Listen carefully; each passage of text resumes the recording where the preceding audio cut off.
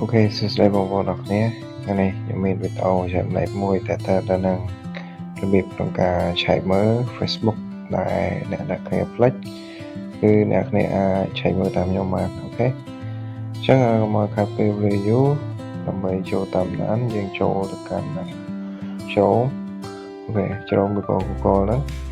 តោះមកអ្នកគ្នា search ស្វែងរកកន្លែង Google ហើយអ្នកគ្នាចូល Google តោះមកចុចលេខ3តើមកទីអ្នកគ្នាកន្លែងមើលមកជួរនេះគឺឃើញពាក្យថា setting អញ្ចឹងអ្នកគ្នាចុចលើពាក្យថា setting មកអូខេអញ្ចឹងមកដល់ផ្ទាំងនេះគឺអ្នកគ្នាកន្លែងមកមើលខាងក្រោមគឺមានលេខថា Google Password Manager អញ្ចឹងបងប្អូនអ្នកគ្នាចុចនៅលើ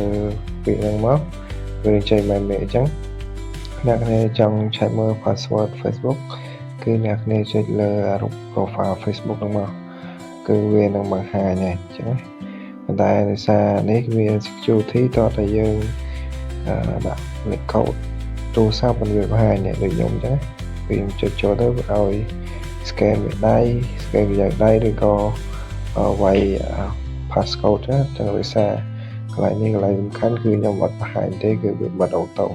ញ្ចឹងពេលអ្នកដាក់លេខកូដ password មកវានឹងចេញដល់កន្លែងនេះអ្នកគ្នាជាកន្លែងផ្នែកមកវានឹងឃើញហើយចឹងដោយសារកន្លែងនេះវាសំខាន់គឺខ្ញុំមកបង្ហាញគ្នាអញ្ចឹងវីដេអូយើងមានតែប៉ុណ្្នឹងទេសង្ឃឹមថាអ្នកគ្នានឹងធ្វើបានដល់គ្នាអរគុណសម្រាប់ការតាមទស្សនាជួបគ្នានៅវីដេអូក្រោយ